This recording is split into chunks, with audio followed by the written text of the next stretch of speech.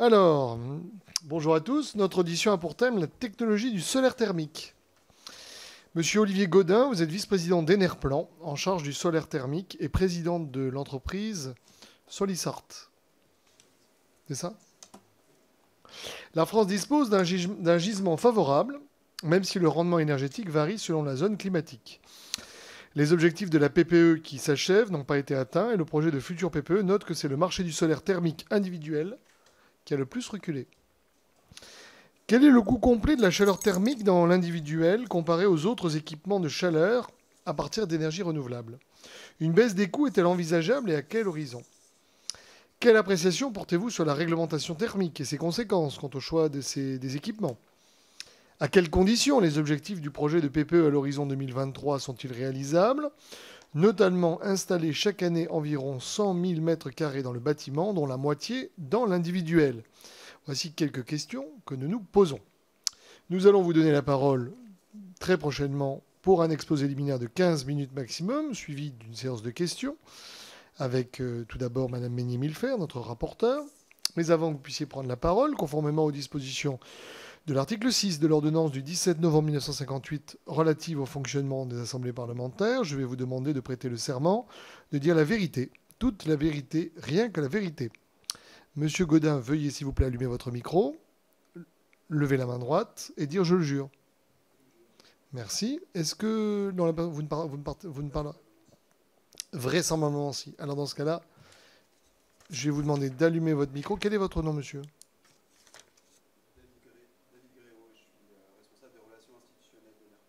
Très bien. Veuillez lever la main droite, monsieur Gréau. Pourquoi ça... Oui, veuillez lever la main droite, s'il vous plaît, et dire je le jure. Merci. Cette commission d'enquête ayant pris acte de votre serment, vous avez 15 minutes, il est 9h10, donc jusqu'à 9h25. Merci. Donc, nous avons prévu une présentation qui va se dérouler sur le rappel des enjeux énergétiques.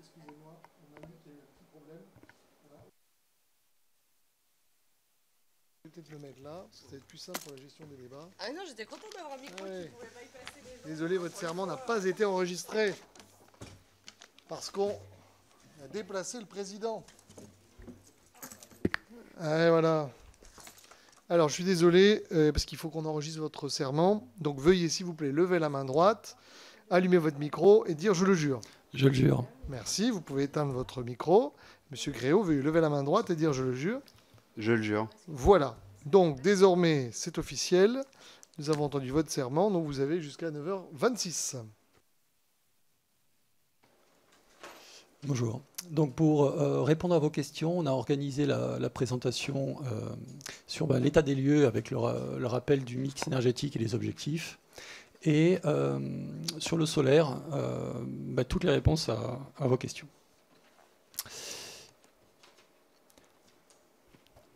Déjà, pour bien comprendre les enjeux, un point important à rappeler, c'est que la majorité de nos consommations d'énergie, que ce soit la France ou l'Europe, c'est pour moitié la chaleur. Donc quand je dis la chaleur, c'est chauffage et eau chaude, tous les besoins de chaleur. L'électricité, ça ne représente qu'un quart et le transport, un autre quart. Et dans le neuf, dans la nouvelle RT, la chaleur, ça représente la quasi-totalité de nos besoins, puisque c'est essentiellement de l'eau chaude sanitaire et du chauffage. Autre point important à rappeler, c'est que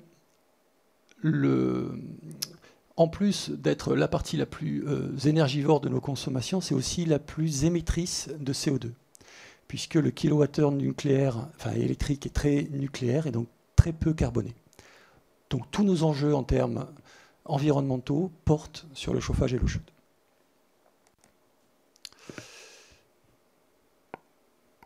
Je ne vais pas rappeler les objectifs que vous connaissez mieux que nous, juste pour rappeler qu'en 2050, pour pouvoir contenir le réchauffement climatique à 2 degrés, il faut qu'on arrive à 0 émission nette de particules. Et la chaleur solaire est la meilleure solution pour y répondre. Toutes les autres solutions émettent des particules et consomment des ressources. Alors où en sommes-nous sur la chaleur solaire ? Eh bien, le marché a été en forte progression jusqu'en 2008, a baissé, et reprogresse depuis 2018. Pour la France, ça suit à peu près la même courbe. Néanmoins, la progression est beaucoup plus, en France métropolitaine, est beaucoup plus faible, puisqu'elle est toujours stagnante. Et on voit que le marché du chauffage solaire reprogresse en 2018. Une autre solution thermique, qui est le PVT, c'est-à-dire le panneau photovoltaïque et thermique, qui permet d'avoir les deux fonctions en une, donc à la fois de produire de la chaleur et de l'électricité. En France, c'est plus de 440 000 m² installés en 2018. Donc c'est très important, on a souvent tendance à l'oublier, mais c'est 3 fois plus que le solaire thermique. Et autre point intéressant et important, c'est que la France est le leader mondial. C'est le plus gros marché, devant les Chinois, devant les Allemands. On a les industriels qui sont en France.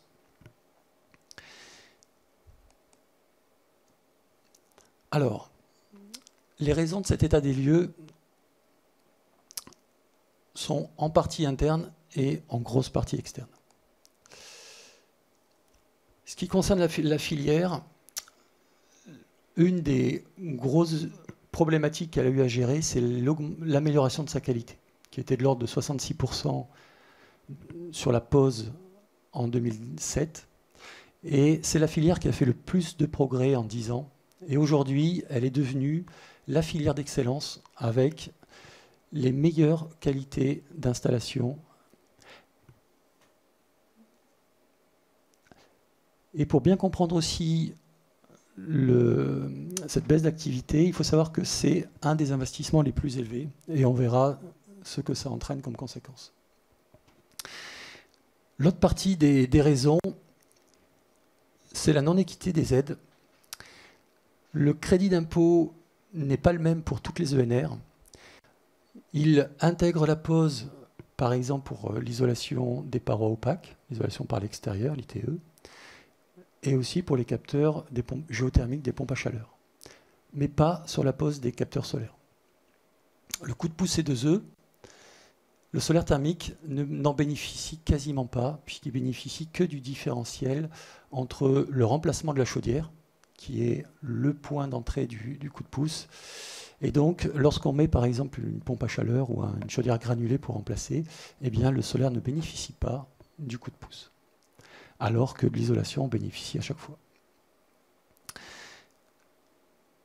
L'aide pour améliorer la qualité de l'air, là encore, le solaire n'en bénéficie pas, alors qu'il y a des aides sur l'air bois, par exemple, pour réduire les émissions de particules. Ça, c'est un point extrêmement important qui ne paraît pas, mais les pics de pollution sont essentiellement l'hiver et essentiellement liés au chauffage.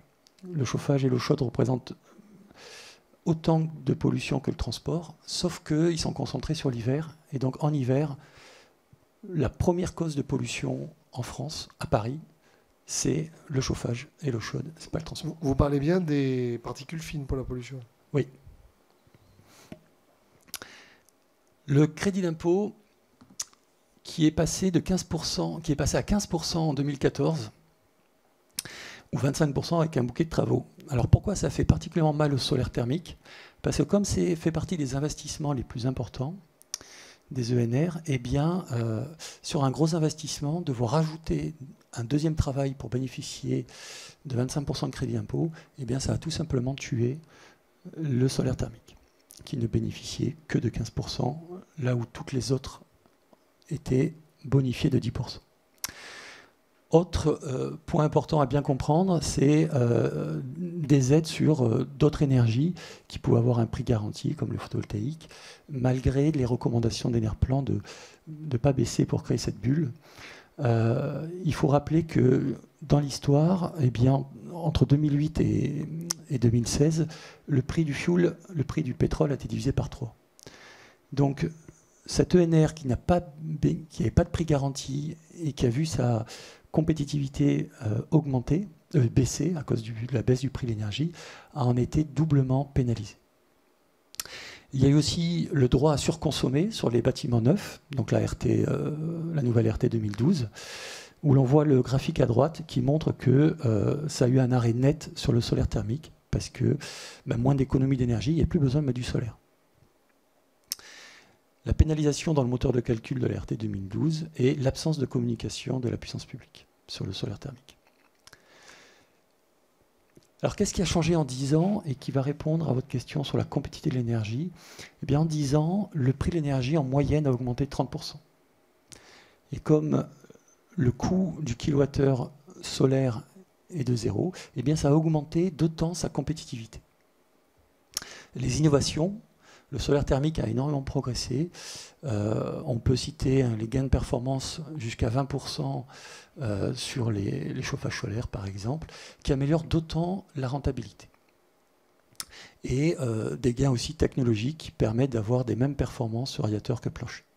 Il y a aussi des gains en fiabilité, que ce soit la gestion des excédents d'énergie, des solutions connectées avec autodiagnostic, et la filière qui a énormément progressé grâce à des nouvelles formations, des outils, dont on a vu les résultats sur les audits d'installation.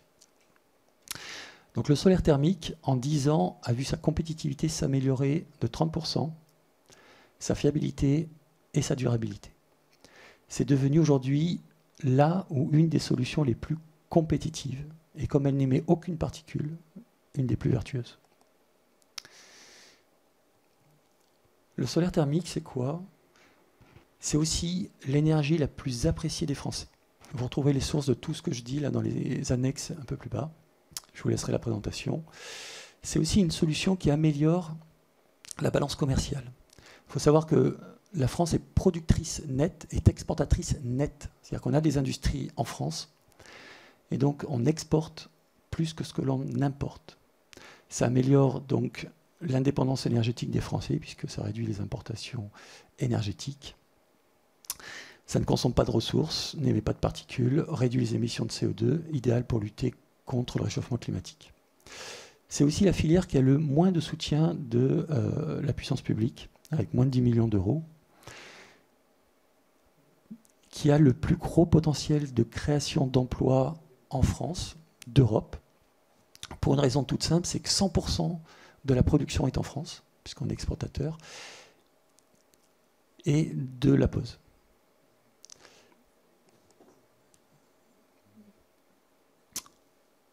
Les autres intérêts pour la France, c'est qu'on a tout pour devenir un leader européen et mondial.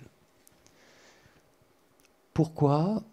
Parce que l'intérêt pour le gouvernement, c'est que 1 euro d'aide en rapporte 2 à 4, puis grâce au fait que toute la production est en France et la pose. Ça améliore la balance commerciale, c'est le créateur d'emplois qualifiés en France. Notre indépendance énergétique, notre amélioration sur l'environnement, et aussi un des points importants à bien comprendre, c'est dans le potentiel d'évolution et de la sécurisation des emplois en France, c'est que le solaire thermique est une solution qui se transporte très mal. C'est-à-dire que ça ne viendra jamais de Chine, parce qu'un ballon, on transporte beaucoup d'air. Et donc, ce sont des produits ou un capteur solaire pareil, c'est beaucoup d'air. Et donc, ces produits qui se transportent très mal par conteneur. La France a aussi des industriels de premier rang. On a un des leaders européens industrie, on a le leader en performance, et on a le 3e centre de R&D au monde, l'INES. Pour répondre à la compétitivité de la chaleur solaire, vous avez ici le coût complet, donc qui inclut tout, l'investissement, l'entretien, le coût du kilowattheure. Et on voit qu'aujourd'hui, c'est une solution qui permet de réduire les charges sur 20 ans, donc de gagner en pouvoir d'achat. Autre point intéressant, par exemple, de la chaleur solaire, c'est que c'est la même compétitivité du sud au nord de la France, ce qui n'est pas le cas en eau chaude solaire ou en photovoltaïque, où ça baisse au fur et à mesure où on se rapporte dans le nord. Ce sont des économies qui peuvent aller jusqu'à 70%, donc des économies très importantes. Avec l'éco-prêt à taux zéro, l'énorme avantage du solaire, c'est comme son coût de l'énergie est de zéro, eh bien on est sur des rentabilités qui sont très bonnes. Et donc ça permet de générer un gain de pouvoir d'achat dès la première année. C'est-à-dire que l'économie financière est supérieure au remboursement de l'emprunt. Sur l'eau chaude collective, ici, vous retrouvez le coût du kilowattheure, le coût donc complet, investissement compris, charges, entretien compris, et on voit que l'eau chaude collective est moins chère que de rester avec sa chaudière gaz sans rien faire. Donc tout ça c'est sourcé, hein, c'est études sourcées ICAR, cofinancées avec l'ADEME et Enerplan. Ce qui est intéressant, c'est qu'à nouveau, c'est vrai partout en France. Ce qui n'était pas le cas il y a 10 ans. Et l'augmentation du prix de l'énergie change complètement la donne. Donc aujourd'hui, le solaire est compétitif partout en France. Les recommandations d'Enerplan, comme le rappelle et le suggère la Cour des comptes, il y a un rééquilibrage nécessaire en faveur du solaire thermique. Dans les recommandations, une équité des aides. Parce qu'aujourd'hui, c'est le premier frein au développement du solaire thermique. Donc d'inclure d'abord voilà, les mêmes aides sur la chaleur solaire que les autres ENR. Ne pas exclure, comme sur la proposition d'évolution, les Français aux revenus du 9e et 10e décile, comme c'est proposé. Nous sommes très inquiets par cette proposition parce qu'aujourd'hui, il faut bien comprendre que comme c'est un des budgets les plus élevés dans les ENR, eh bien, aujourd'hui, ce sont la plupart du temps les cadres qui investissent dans le solaire. Et donc, supprimer l'aide aux cadres, ça revient à supprimer la moitié du marché existant.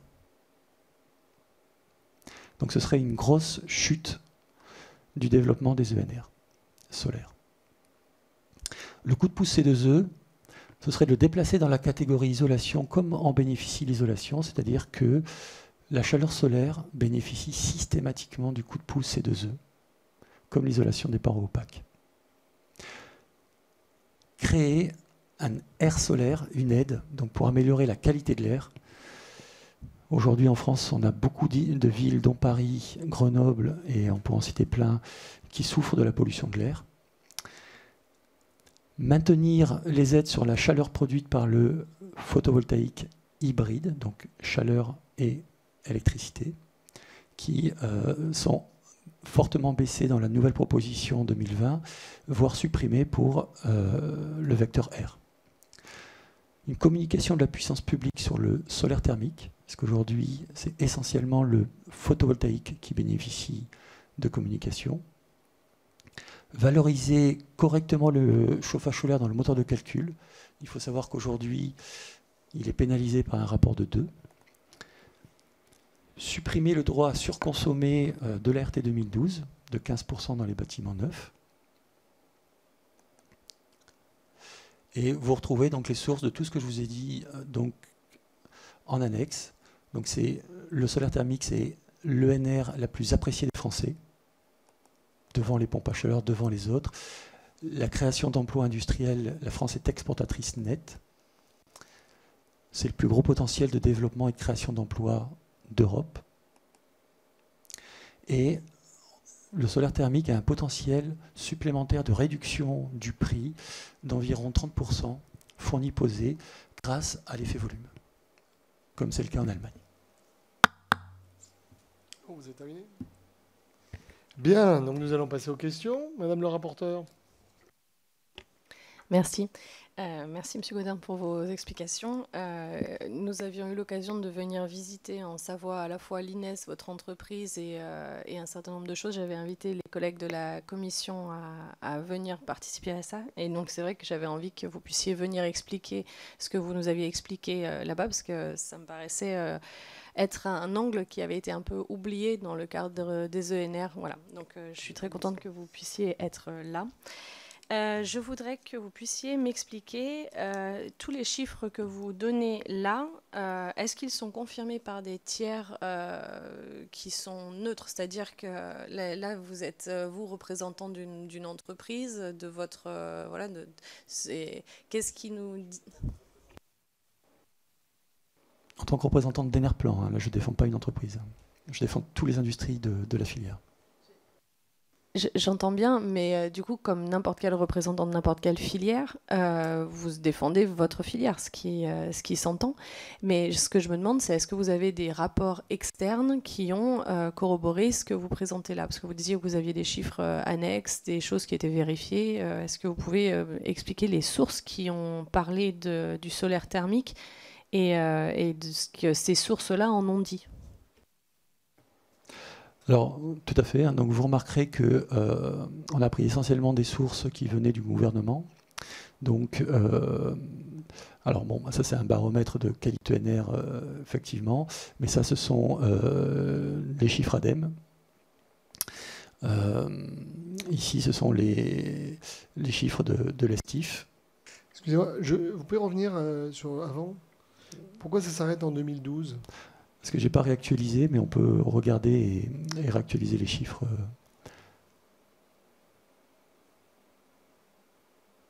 Continuez. Oui, voilà. Parce que c'est pas la même chose. Oui, mais c'est vrai encore aujourd'hui. Hein. Si c'est ça la question, donc c'est toujours vrai. Ce qu'il faut savoir, c'est qu'on a des très belles usines en France. On a l'usine de Wiesmann qui est basée à Folquemont, donc en France. Et bon, il y en a plein d'autres, hein, donc je ne vais pas tous les citer, mais on a aujourd'hui l'outil industriel, les emplois qui sont en France. Est-ce que la Cour des comptes, notamment, a parlé ou pas du solaire thermique et pour en dire quoi? Donc j'ai mis dans la Cour des comptes, là, normalement j'ai mis le lien. Voilà. Donc la Cour des comptes a parlé d'un recentrage des aides sur le solaire thermique parce que ce qu'il faut bien comprendre, c'est que le solaire thermique, c'est l'avenir en fait des ENR parce que toutes les autres solutions, que ce soit les pompes à chaleur, les chaudières granules, donc l'électricité, il a pris 38% et on voit il continue à augmenter cette année et il va continuer à augmenter.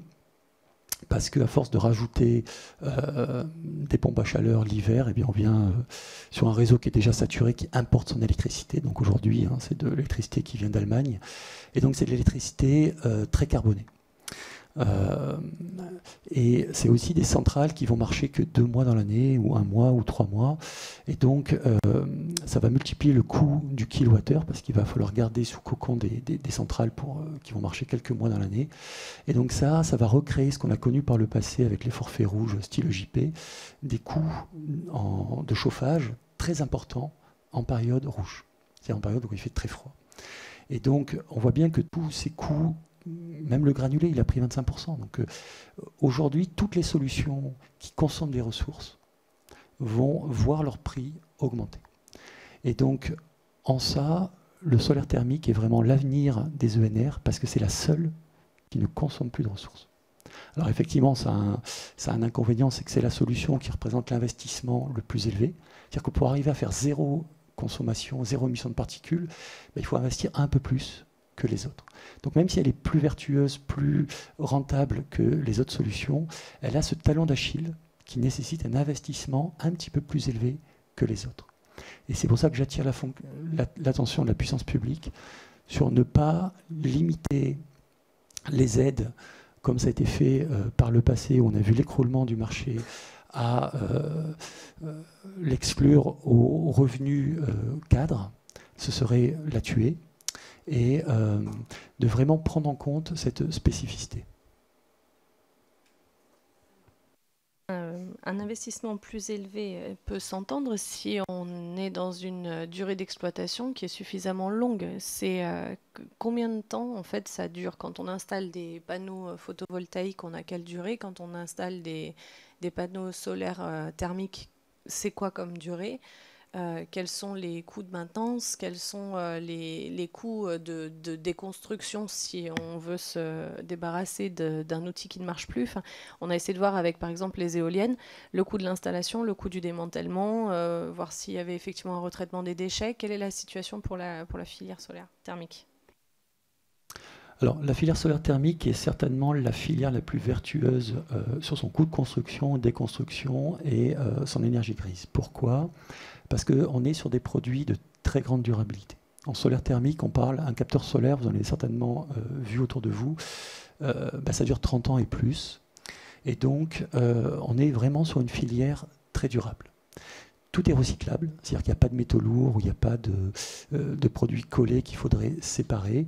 Un capteur solaire, c'est une vitre séparée d'une lame d'air, une plaque d'aluminium ou de cuivre, un tube cuivre et de l'isolant. Donc tout est séparable et recyclable. Donc on est sur un produit extrêmement vertueux. En termes d'énergie grise, il coûte à peu près le même coût énergétique en énergie grise qu'une pompe à chaleur, que des panneaux photovoltaïques. Par contre, son énorme avantage, c'est sa durée de vie. C'est que autant sur des produits, le fait qu'elle soit 2 fois plus durable que d'autres solutions, et le fait, en fait déjà qu'au niveau énergie grise, au niveau rentabilité énergétique, eh bien c'est la meilleure. Mais il y a aussi le fait qu'on économise beaucoup de CO2. C'est-à-dire que quand on met une solution électrique, où on va économiser très peu de carbone, parce que l'électricité en France est très peu carbonée, eh bien, en chaleur solaire, on économise beaucoup de gaz, de fuel, ça peut aussi être de l'électricité, mais aujourd'hui, ce que l'on constate, c'est que c'est beaucoup de fuel et de gaz. Et du coup, c'est des énergies très carbonées. Et ce qui en fait, au niveau environnement, la meilleure solution environnementale.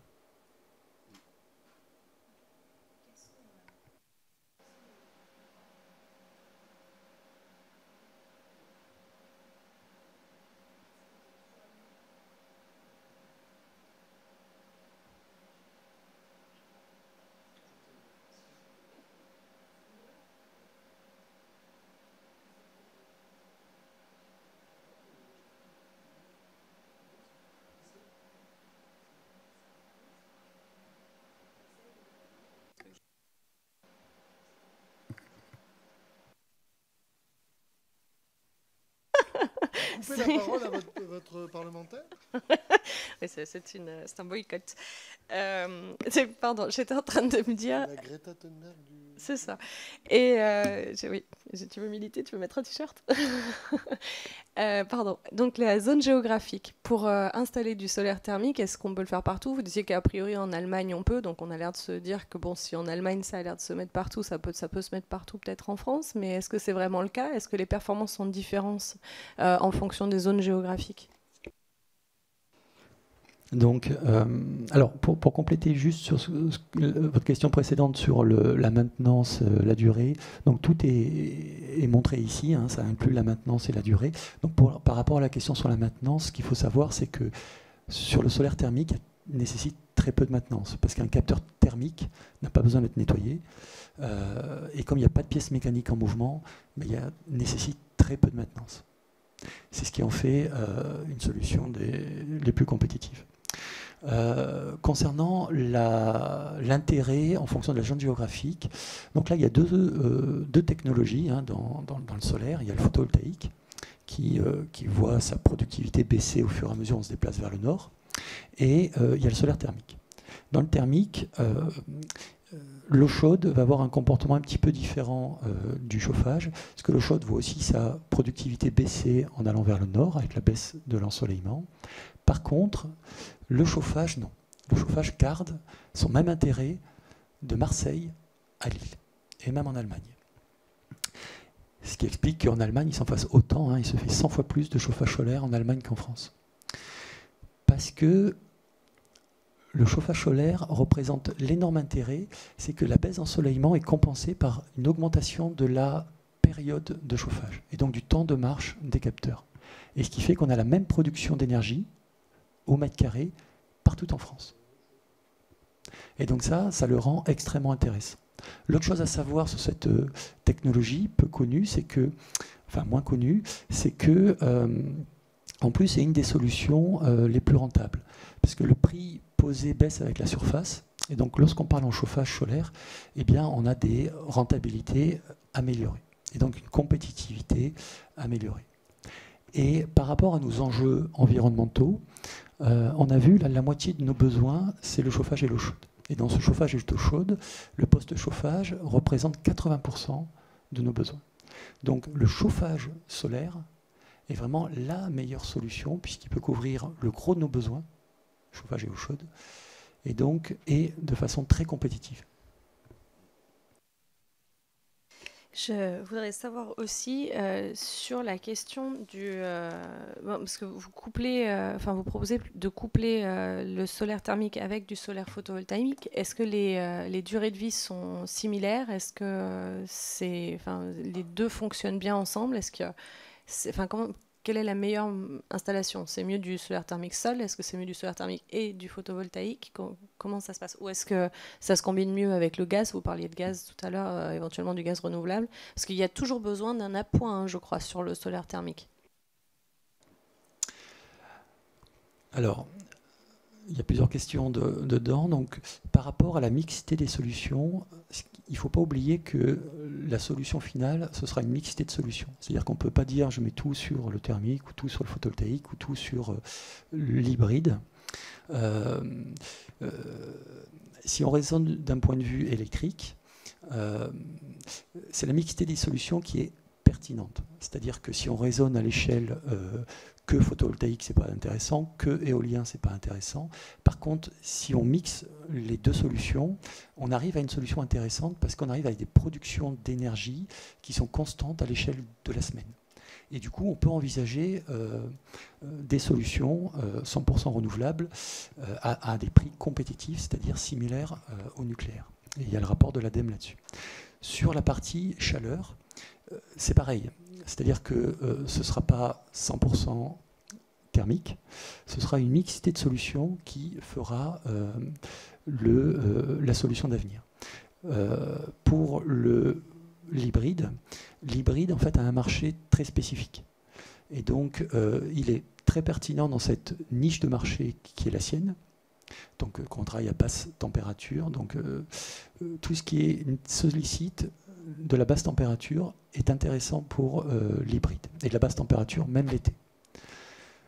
Ça peut être très bien, par exemple, pour chauffer des piscines municipales. Ça peut être très bien pour préchauffer l'eau chaude quand il y a beaucoup de consommation l'été. Donc ça, c'est un secteur qui est très pertinent pour l'hybride.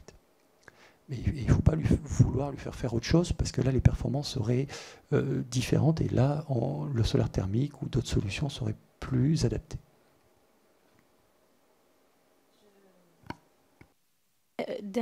Une question encore sur la question de la réversibilité, parce que quand on était allé à l'INES, il y avait la possibilité de passer du chaud au froid, c'est-à-dire passer du solaire thermique à la climatisation.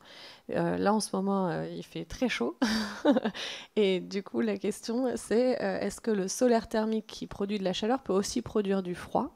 Et deuxième question inclue dans la première, est-ce qu'on peut stocker dans le chaud ou dans le froid? Est-ce que ça, c'est par exemple, si j'ai besoin d'eau chaude la nuit, est-ce que, il n'y a plus de soleil, comment ça se passe?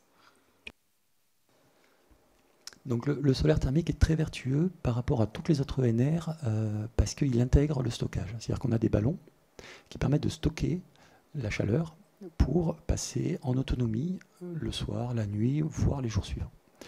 Et donc on sait stocker cette chaleur pour l'eau chaude ou pour le chauffage. Avec zéro impact environnemental, puisque c'est dans de l'eau, donc il n'y a pas de problématique de batterie ou de choses qui fait comme l'électricité où on ne sait pas le stocker. Donc le solaire thermique, c'est stocké. Il peut même servir à stabiliser le réseau électrique. C'est-à-dire que si on rajoute par exemple des centrales nucléaires, on va avoir un excédent de puissance la nuit qui peut être stocké dans les ballons d'eau chaude en solaire thermique. Donc il est extrêmement vertueux parce qu'il intègre le stockage.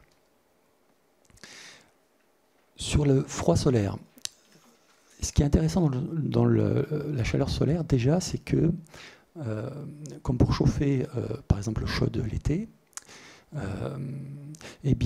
plutôt que ce soit fait par une chaudière, on va prendre de la chaleur qui nous arrive du soleil. Et donc déjà, ça prend des calories de l'extérieur. Donc déjà, ça le refroidit, il fera moins chaud. Si dans une ville, elle est couverte de panneaux solaires, c'est un peu comme si une ville, elle était sous des arbres. C'est-à-dire que, un peu comme un arbre, un capteur solaire, il va capter cette énergie, la transformer. Et du coup, déjà, il ferait moins froid dans des villes si les toits étaient couverts. Ensuite, on peut produire du froid à partir de la chaleur. Et donc là, on parle de froid solaire. Cela peut être fait de deux façons. Soit par les mêmes réfrigérateurs qu'il y avait dans les campings, hein, où on avait un petit chaudière gaz qui chauffait d'un côté, et puis ça faisait du froid de l'autre. Donc ça, c'est le même principe. Donc on peut faire du froid à partir de la chaleur, et ça marche très bien, puisque quand il y a besoin de climatiser, c'est que souvent, c'est qu'il y a du soleil. Et donc ça, c'est une solution qui est directe, et il y a une solution indirecte, c'est qu'on peut aussi produire de l'électricité par des moteurs Stirling, des ORC, c'est-à-dire que cette chaleur, on va chauffer un fluide qui va vaporiser, entraîner une turbine. Donc les ORC, c'est les centrales nucléaires, c'est toutes les centrales thermiques, c'est ça. Cette vaporisation d'eau ou du fluide va entraîner une turbine et générer de l'électricité. On peut faire la même chose en solaire, et cette électricité peut alimenter une pompe à chaleur. Et donc, aujourd'hui, le solaire thermique permet de traiter ce poste-là. Pour arriver à des solutions compétitives, par contre, il faut un marché. On a vu, il y a un potentiel, si le marché était aussi gros qu'en Allemagne, on aurait un potentiel de baisse déjà de 30% sur le prix posé. Et donc, il faut créer ce marché. Donc, il faut créer une dynamique sur la chaleur solaire.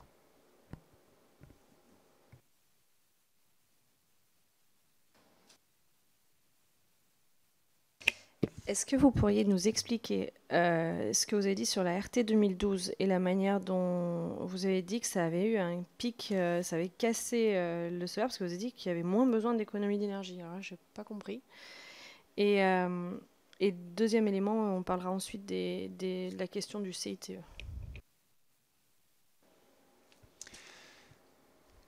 Donc, les professionnels en collectif ont demandé une dérogation pour ne pas appliquer tout de suite la RT 2012 et donc avoir un droit à surconsommer de 15%. C'est-à-dire qu'au lieu de respecter la RT 2012, donc 50 kWh par mètre carré par an, eh bien on consomme 15% de plus qu'un collectif en BBC, par exemple. Ce qui s'est passé, c'est que du coup, cette augmentation de la consommation fait qu'il n'y a plus eu besoin de faire d'économies supplémentaires. Et donc, ça a exclu le solaire thermique de l'ART, comme on le voit. Donc, depuis l'installation de l'ART, le solaire thermique a baissé d'environ 30% par an.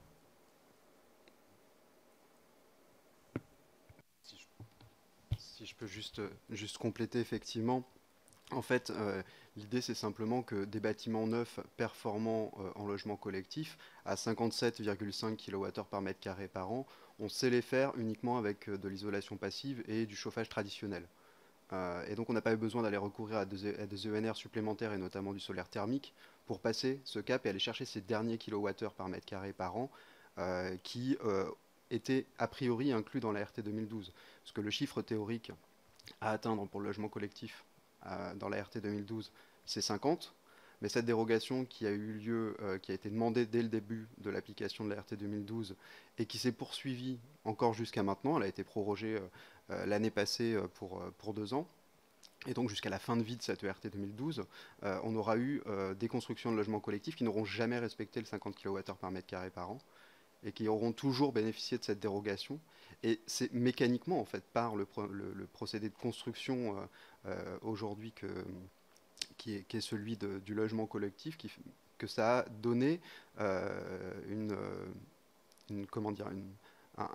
absence de besoin de solaire thermique pour atteindre cet objectif.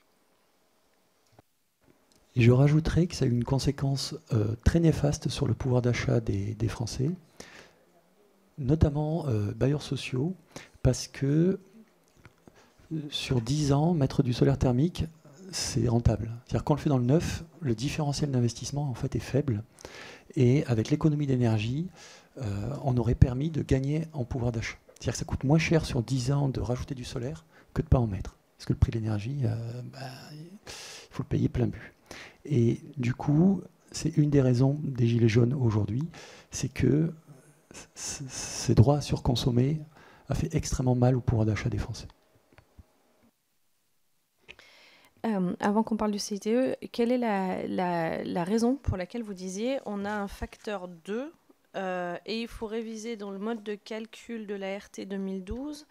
Est-ce que ça a un rapport avec le coefficient de énergie primaire, énergie finale? C'est ça, quand vous dites le facteur 2, c'est quoi le... Je n'ai pas compris.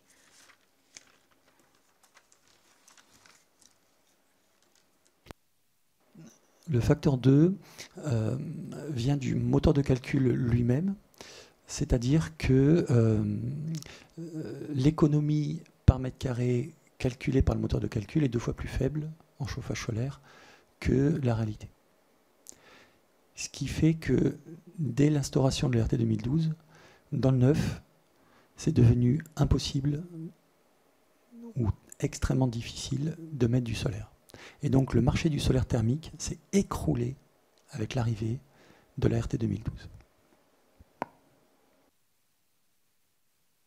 Bon. Est-ce que sur le CITE, vous avez dit que les bouquets de travaux avaient tué les investissements élevés? C'était dans vos slides. Est-ce que selon vous, premièrement, donc il y avait l'histoire de 2014, vous étiez passé d'un bouquet de travaux à 25%. Ça encore court? Non, ça a été corrigé. Il y a eu 2 années comme ça, avec ce bouquet de travaux.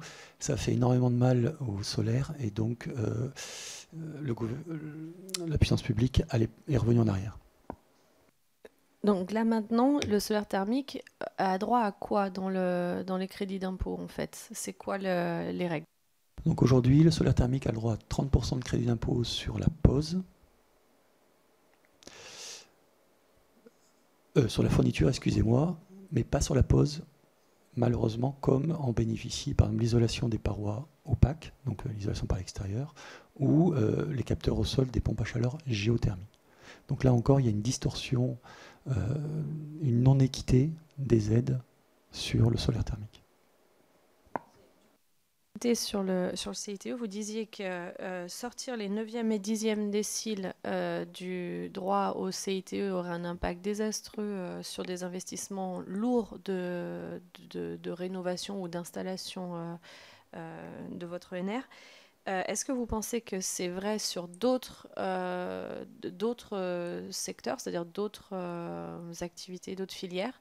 Est-ce que vous pensez que les 50%, ça se retrouve dans d'autres filières? C'est-à-dire c'est les 50% de l'activité de rénovation, elle est faite par le 9e et 10e décile en général. Est-ce que c'est le cas? Et la question d'après, c'était... si on l'enlève, effectivement, vous ne pensez pas qu'il y a un côté levier qui serait maintenu de toute façon? Parce qu'en fait, ce qu'on dit sur le CITE, c'est que c'est beaucoup d'opportunisme de la part des gens qui feraient les travaux de toute façon et qui bénéficient de ça, alors qu'en plus, vous voyez ce que je veux dire? Déjà, le 9e et 10e décile, ils ont les moyens. Donc, ils le feront bien sans, en fait. C'est ça un peu la réflexion. Vous, c'est pas votre impression? Alors, non, c'est pas du tout l'impression pour la chaleur solaire. Pour autant, c'est vrai pour, par exemple, les fenêtres. Où là, les études ont montré que le changement d'une fenêtre, il se faisait parce qu'elle était en fin de vie. Et donc, qu'il y ait des aides ou pas, de toute façon, il aurait fallu changer la fenêtre. Donc là, il y a un effet, effectivement, d'aubaine, d'opportuniste. Sur le solaire thermique, sur les pompes à chaleur géothermie, par exemple, c'est pareil. C'est-à-dire qu'il n'y a pas d'effet d'aubaine. C'est-à-dire qu'on n'est pas obligé d'en mettre. Alors que changer sa fenêtre, si elle est morte, on est obligé. Et du coup, comme dans ces deux solutions-là, c'est un investissement qui est important, s'il n'y a pas une incitation de l'État, s'il n'y a pas une incitation de la puissance publique, ça ne se fera pas.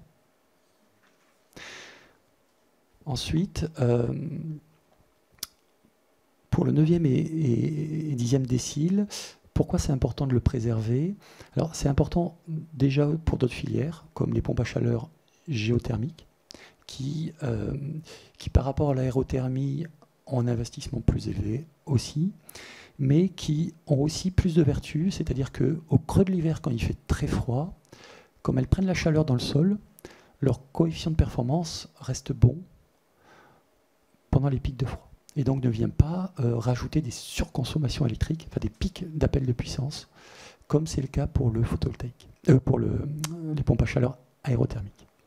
Et du coup, dans les autres ENR où ça ferait très mal, eh bien, je pense qu'il faut préserver les pompes à chaleur géothermie, il faut préserver l'isolation par l'extérieur, où là aussi on est sur des gros investissements, la chaleur solaire. Alors, il y en a peut-être d'autres auxquels je n'ai pas pensé, là, dans la réunion, mais en tout cas, ces trois-là sont très vertueuses et méritent de ne pas pénaliser, réduire par deux leur marché. Si je peux juste préciser, cette question de sortir les 9e et 10e déciles, en fait, elle est issue d'un engagement du gouvernement qui a déjà 1 an et demi, je crois, qui est de transformer le CITE en prime pour éviter qu'il soit versé en déduction d'impôt à N+1 et qu'il soit versé au moment des travaux. Ce qui est par ailleurs une solution vertueuse, notamment pour déclencher les travaux. Et donc, on a reçu hier, et c'est aussi pour ça qu'on l'évoque aujourd'hui, une proposition des ministères concernés pour cette transformation qui viendra au PLF pour 2020 et qui doit être concertée par ailleurs en plein cœur de l'été. On nous demande de répondre avant le 23 août sur cette question, ce qui évidemment pose question par ailleurs sur la complexité du sujet. Et donc dans la proposition, il y a effectivement une aide dégressive en fonction des revenus, mais qui sur les 9e et 10e déciles est aujourd'hui positionnée à 0. Voilà. Et c'est ça qui nous pose question aujourd'hui pour les technologies évoquées à l'instant par Olivier Godin et en particulier pour le solaire thermique. C'est que c'est des retours premiers qu'on a de nos installateurs, parce qu'évidemment depuis hier on n'a pas pu faire un tour exhaustif, mais des premiers retours qu'on a de nos installateurs, globalement c'est dans ces 9e et 10e déciles qu'on va trouver les investissements en solaire thermique, puisque c'est plus capitalistique à l'investissement que d'autres solutions qui seront moins chères et mieux aidées, comme ça a été expliqué. Bien. Pardon, allez-y. Autre point sur l'efficacité de l'aide publique, des sous du contribuable, c'est que le crédit d'impôt sur des personnes qui ont du revenu, c'est-à-dire autres que modestes et non modestes, en fait, il coûte 2 fois moins cher à la fonction publique. C'est-à-dire que pour faire une installation solaire, pour les ménages modestes et très modestes, il faut bonifier ces aides à peu près par 2, voire 3. Et du coup, comme j'imagine que la puissance publique n'a pas des budgets illimités, donc à budget constant, eh bien, préserver cette aide sur tous les foyers, eh bien, c'est aussi une façon de pouvoir faire 2 fois plus de NR, de réduction de CO2, pour le même argent disponible, même budget. Alors que si on se limite sur qu'une partie des gens, pour le même budget, on en ferait 2 fois moins. Bien, alors malheureusement, il nous reste que 4 minutes. Donc je vais essayer de vous poser... Alors d'abord, ce que je crois comprendre de votre critique sur les RT 2012. Vous dites qu'il y a eu une chute du solaire thermique, car dans le neuf, on s'est isolé avec du chauffage traditionnel. En d'autres termes, on fait des économies d'énergie, mais ce n'est pas forcément bon pour le CO2. Parce qu'on se chauffe on peut se chauffer par exemple avec du fioul. C'est ça que vous... Donc en creux, parce que souvent, on explique que dès qu'on fait des économies d'énergie, c'est bon pour le CO2. Et là, on tombe peut-être sur un cas intéressant. C'est-à-dire qu'on peut mettre de l'argent pour faire des économies d'énergie, mais en même temps, ça n'a pas forcément un impact massif sur le CO2. Est-ce que l'un des arguments de votre filière, c'est pas justement que vous avez effectivement un impact sur la lutte contre le réchauffement climatique? Et qu'est-ce que vous pensez du coup de cette ambivalence qu'il peut y avoir des fois dans le bâtiment sur la notion d'économie d'énergie versus le fait d'avoir un objectif carbone? Alors, je partage tout à fait votre point de vue. Il faut toujours avoir l'objectif carbone en tête. Par contre, il ne faut pas non plus oublier qu'un chauffage électrique est très carboné. C'est-à-dire que malheureusement, le réseau en France est saturé et qu'aujourd'hui, toute rajout de chauffage à base d'effet Joule, c'est de l'électricité importée. Et pour bien comprendre l'impact que ça a, c'est qu'aujourd'hui, lorsqu'on rajoute une pompe à chaleur aérothermie, son COP est relativement faible pendant les pics de froid. Et comme on importe de l'électricité très carbonée pour le coup, on a ce coefficient de transformation de 3. Le COP des pompes à chaleur étant entre 1 et 2 à ce moment-là, parce que soit elles ont une résistance électrique quand il fait très froid, parce qu'elles plafonnent à une certaine température, soit parce qu'il fait froid et leur COP est plus faible. Et donc on peut consommer 2 à 3 fois plus de CO2 avec une pompe à chaleur que si on avait une chaudière fuel chez soi. Mais quand vous dites électricité importée, c'est par exemple d'Allemagne, c'est ça? Sauf que là-bas, vous avez plutôt de l'électricité qui est faite avec les éoliennes. Pourquoi dites-vous qu'elle est carbonée, cette électricité? À cause de la France. C'est-à-dire qu'aujourd'hui, en France, il y a autant de pompes à chaleur en France que dans le reste de l'Europe. Et cette spécificité française fait qu'on a une saisonnalité extrêmement forte en France, et donc on est obligé d'importer de l'énergie, sauf que ce que l'on importe, c'est-à-dire que le nombre d'éoliennes, il ne va pas bouger entre l'été et l'hiver, c'est le même. Les barrages hydroélectriques, le photovoltaïque, tout ça c'est pareil. Le central nucléaire, c'est pareil. Leur nombre est constant. Et elles marchent tout le temps, c'est-à-dire qu'on ne les arrête pas. Donc en fait, les centrales nucléaires font la baseline, le photovoltaïque, l'éolien fait la baseline, et donc tout ce qu'on vient rajouter de plus l'hiver, c'est importé. Et donc c'est très carboné. Donc finalement, si demain il n'y a plus de charbon en Allemagne, votre argument contre le chauffage électrique s'écroule. Si demain il n'y a que des... Si demain parce qu'on a reçu des gens qui nous disent... Le charbon est à 35% du mix. Ils veulent porter l'éolien à 50, ou je ne sais plus quel pourcentage. Donc du coup, on n'importera que de l'électricité décarbonée. Donc du coup, ça inciterait plutôt à garder le chauffage électrique, puisque l'Europe s'électrifie. C'est l'inverse. C'est-à-dire que lorsqu'on met des moyens de production, par exemple l'éolien, sa production est à peu près constante chaque mois. Donc c'est aberrant de vouloir chauffer avec de l'électrique qui lui va surconsommer que quelques mois dans l'année.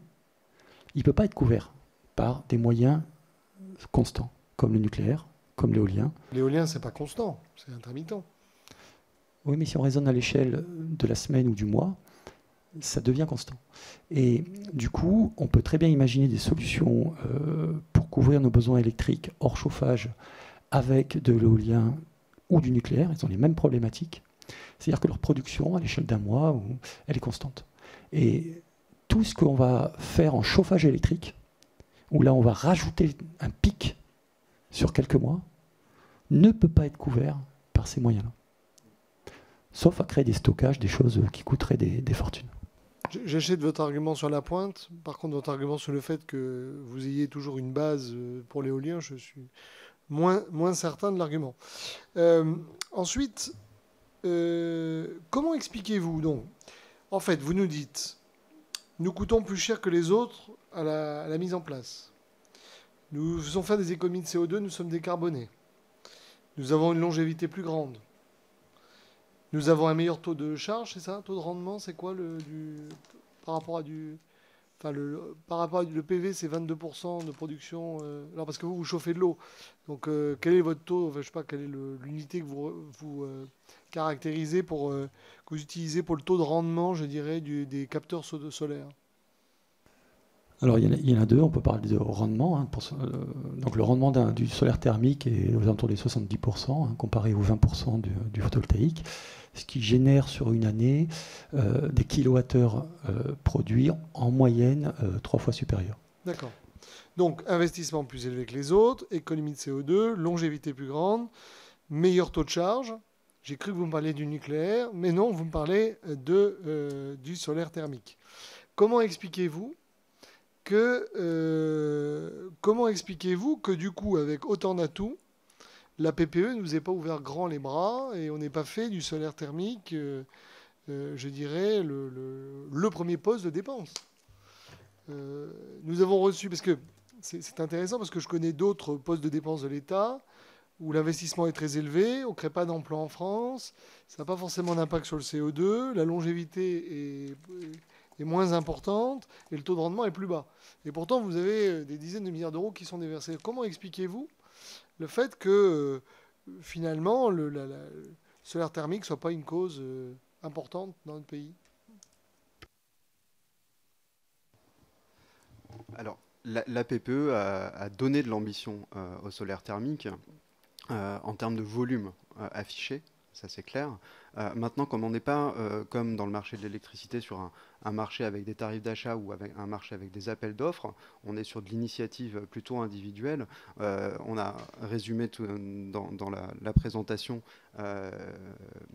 les impacts bénéfiques que peuvent avoir les incitatifs économiques et où, quand ils sont absents, les impacts négatifs sur la filière, que ce soit économique ou technique, on a parlé RT 2012 également. Ce qui s'est passé, c'est que dans la PPE, dans la première version de la PPE, il y a énormément de volumes annoncés ou de volumes prévus, mais il n'y a pas eu les moyens mis en face en termes d'incitatifs pour passer ce cap et arriver au volume prévu par la PPE. Combien ça coûte? Aujourd'hui, si je prends, on va dire, chaudière à fioul, je disais, moi, État, je veux que demain, toutes les chaudières à fioul, on les remplace par du solaire thermique. Est-ce que vous avez une idée du nombre de foyers concernés? Alors il faudrait actualiser, parce qu'en ce moment, il va se faire 1 million de packs pour changer les chaudières fuel. Donc je ne sais plus combien il en restera d'un mois à l'autre. Donc il faudrait actualiser les chiffres. Je pense que ce qui est important de comprendre, c'est que les objectifs pour le solaire thermique ont toujours été relativement ambitieux. C'est-à-dire qu'il y a une volonté de la puissance publique de développer le solaire thermique.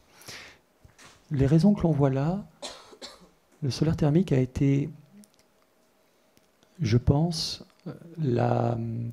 pénalisé involontairement par tout ce que l'on voit là. Le droit à surconsommer, ce n'était pas prévu initialement, mais ça a eu un impact très lourd. Le crédit d'impôt qui était passé à 15 avec le bouquet de travaux, je ne pense pas que les personnes dans le bureau qui ont conçu aient pensé au ticket d'entrée. C'est une affaire de lobby, mais combien coûte, je reviens à ma question, si je voulais changer 1 million de chaudières à fioul, les remplacer par des installations de solaire thermique, ça revient combien l'unité de solaire thermique? Je crois que vous avez donné une unité à 39 000 €, non, c'est ça? Alors, pour vous donner un ordre de grandeur, ce qu'il faut parler, si on compare par rapport à une pompe à chaleur double service, pour faire le chauffage et l'eau chaude, parce qu'on remplace une chaudière fuel, il faut bien faire les deux, c'est à peu près 8 000 à 9 000 €. Un chauffage solaire, ça varie entre 10 et 15 000 €. D'accord. Donc en fait, le différentiel n'est pas si important. D'accord. Donc ça coûte 15 000 €, c'est ça? Imaginons le maximum. Si je voulais changer 1 million, ça ferait 15 000 millions. Ça ferait 15 milliards, c'est ça? Je ne me trompe pas. Sachant que dans le même temps, la France dépense 4-5 milliards d'euros par an minimum pour le financement des énergies renouvelables. Donc en fait, si sur 10 ans, je prenais, allez, on va dire 15 ans, 1 milliard sur ces 5 milliards, j'arriverais à payer à 1 million de Français intégralement, je dirais, sans qu'ils aient rien à débourser du solaire thermique. Bon, même si, évidemment, on ne le ferait pas sous cette forme-là, puisque je suppose qu'il y aurait une forme d'autre, donc le coût serait moindre. Donc on voit bien que les moyens, ils peuvent exister si on veut, je dirais, si on voulait doper la filière qui produit des emplois. Mais vous faites du lobbying. Je suppose que quand on a, par exemple, le CITE, quand il est passé en 2014 à 15%, je suppose que vous êtes allé voir le ministère en disant « nous, ça va nous tuer ». Ou est-ce que vous ne l'avez pas vu? Est-ce que quand il y a eu le crédit d'impôt sur la pause, est-ce que vous avez dit au ministère « attention, nous, si vous n'incluez pas la pause, ça va nous handicaper ». Est-ce que ces éléments-là, vous vous en êtes rendu compte après? Ou alors vous n'avez pas été au courant? Ou est-ce que vous l'avez dit avant et vous n'avez pas été écouté? Alors, il y a plusieurs questions. Pour reprendre sur les montants d'investissement, c'est pas tant le montant qui est important, c'est pas les 1 000 € ou 5 000 € de plus par matériel qui est important, c'est de vraiment comprendre l'intérêt d'où placer l'argent de la puissance publique. C'est-à-dire que l'énorme avantage sur le solaire thermique, c'est que comme vous l'avez vu dans le slide, 1 € investi en rapporte 2 à 4. Et donc, pourquoi? Parce que la France, elle n'importe pas de pompe à chaleur. La France, elle n'importe pas de solaire thermique, alors qu'elle importe des pompes à chaleur. Et en électricité, ça nous oblige à importer de l'électrique. Donc en fait, c'est beaucoup plus intéressant pour l'État d'aider le solaire thermique. Ça, monsieur, je l'ai compris. Mais comme j'ai le temps qui truc, je vous ai posé une question pour savoir si vous l'aviez dit avant et vous n'avez pas été entendu, ou vous l'avez appris trop tard, pour savoir comment on a été arrivé à vous faire handicaper. J'ai compris votre argument sur le fait que s'il y avait l'impact d'emploi, que ce serait intéressant pour l'État. La vision théorique, j'ai très bien compris. Très concrètement, pourquoi? Je pense que c'est le rapport de puissance des lobbies en face. C'est-à-dire que le solaire thermique, aujourd'hui, c'est le parent pauvre, puisqu'on représente 10 millions d'euros d'aide, pour chiffrer en aide. C'est rien du tout par rapport aux 5 milliards que vous évoquez. Et à chaque fois qu'on discute face aux autres lobbies, eh bien, quand on vient voir par exemple pour la RT 2012, eh bien, on m'a toujours dit c'est pas la priorité, c'est pas la priorité, c'est pas la priorité, et on verra ça après. Eh ben voilà. Merci beaucoup pour vos réponses. Et nous allons passer tout de suite à l'audition qui suit du plan bâtiment durable.